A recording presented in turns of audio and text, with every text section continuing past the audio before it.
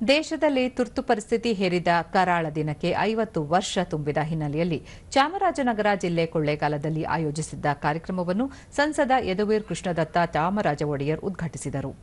ರಾಜ್ಯ ಬಿಜೆಪಿ ಉಪಾಧ್ಯಕ್ಷ ಎನ್ ಮಹೇಶ್, ಮಾಜಿ ಶಾಸಕ ಎಸ್ ಬಾಲರಾಜು ಮತ್ತಿತರರು ಉಪಸ್ಥಿತರಿದ್ದರು.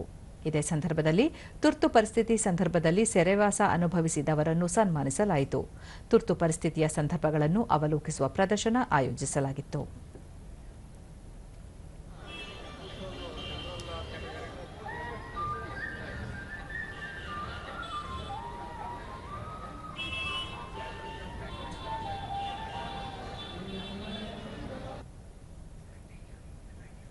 ಸಂಸದ ಯದುವೀರ್ ಕೃಷ್ಣದತ್ತ ಚಾಮರಾಜ ಒಡೆಯರ್, ವಿಶ್ವದಲ್ಲೇ ಶ್ರೇಷ್ಠ ಸಂವಿಧಾನ ಹೊಂದಿರುವ ಭಾರತದಲ್ಲಿ ಅಂದಿನ ಪ್ರಧಾನಿ ಇಂದಿರಾ ಗಾಂಧಿ ಅವರು ತುರ್ತು ಪರಿಸ್ಥಿತಿ ಹೇರುವ ಮೂಲಕ ಜನರ ಮೂಲಭೂತ ಹಕ್ಕುಗಳನ್ನು ಕಸಿದುಕೊಂಡಿದ್ದರು ಎಂದು ಟೀಕಿಸಿದರು.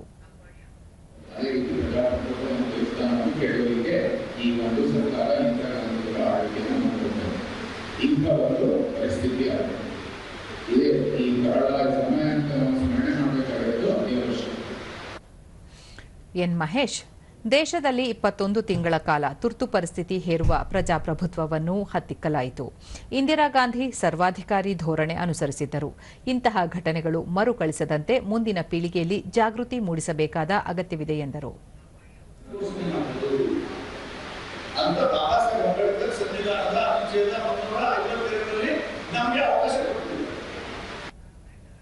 ಮಾಜಿ ಶಾಸಕ ಎಸ್ ಬಾಲರಾಜು, ಇಂದಿರಾ ಗಾಂಧಿ ಅವರ ಸರ್ವಾಧಿಕಾರ ಧೋರಣೆ ದೇಶದ ಇತಿಹಾಸದಲ್ಲಿ ಕಪ್ಪು ಚುಕ್ಕಿಯಾಗಿ ಉಳಿಯಿತು.